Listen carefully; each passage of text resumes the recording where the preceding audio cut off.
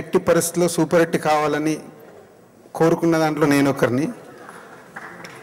ఎందుకంటే మహేష్ బాబు గారు డేట్లు ఇచ్చారని కాదు, మహేష్ బాబు గారితో నేను సినిమా చేస్తున్నందుకు కాదు, పూరి జగన్నాథ్ గారి సినిమా 70 రోజుల్లో ప్లాన్ చేశారని తెలిసినందుకు.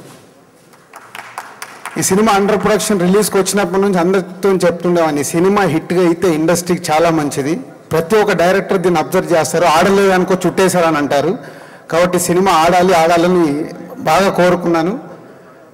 సో హరి అని డిస్ట్రిబ్యూటర్ ఈ సినిమా జాన్ సెకండ్ చూసి వచ్చి నాకు అన్ని సీన్స్ చెప్తున్నాడు, ఇలా ఉన్నాయి సార్ ఇలా ఉన్నాయని ఒక 10 సీన్స్ వరకు చెప్పాడు. అప్పుడే చెప్పాను, ఈ సీన్స్ వర్కౌట్ అయితే సూపర్ హిట్ అయిపోయినట్లే ఈ సినిమా. నిజంగా థియేటర్లో చూసిన రోజు అసలు ఇట్స్ ఫెంటాస్టిక్. ఒక్కొక్క సీన్కి ఒక్కొక్క డైలాగ్కి రెస్పాన్స్ వస్తుంటే నిజంగా సింపుల్ కథని జగన్ భయ్య మ్యాజిక్ చేసే సూపర్ హిట్ చేసేసాడు మహేష్ బాబు గారి పర్ఫార్మెన్స్తోని, సింపుల్ డైలాగ్స్ని. అంటే ఇలాంటి స్క్రిప్ట్స్ ఆడడం వల్ల ఇక మాకు ఎప్పుడు కథ అని కాదు, క్యారెక్టరేషన్ ఉంటే చాలు సినిమాని హిట్ చేయొచ్చు అని జగన్ భయ్య ఇంకోసారి ప్రూవ్ చేశాడు.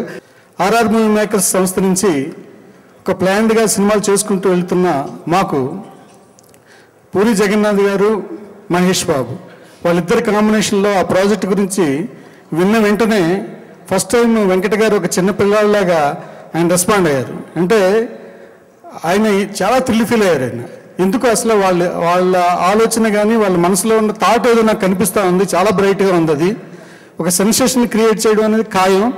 మీరు ఇవాళ నోట్ చేసుకోండి, ఈ సినిమా ఆయన రికార్డు స్థాయిలో 75 డేస్లో సినిమాని పూర్తి చేసి జనవరిలో పండగకి రిలీజ్ చేయడానికి ఇస్తానని చెప్పి పూరి గారు ప్రామిస్ చేశారు.